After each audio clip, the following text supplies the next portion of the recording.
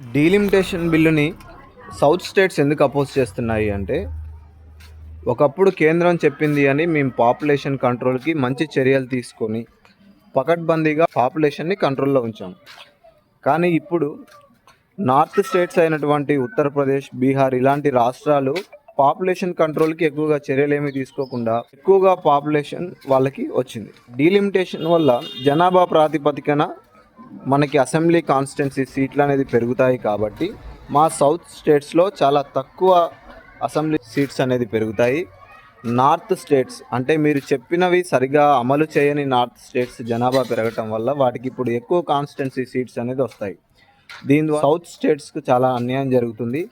కేంద్రం చెప్పినట్టు మేము పాపులేషన్ని కంట్రోల్ చేయడమే, మీరు చెప్పినవన్నీ మేము పాటించడమే మాకు పెద్ద పనిష్మెంట్ లాగా ఉంది అని సౌత్ స్టేట్స్ వాపోతున్నాయి.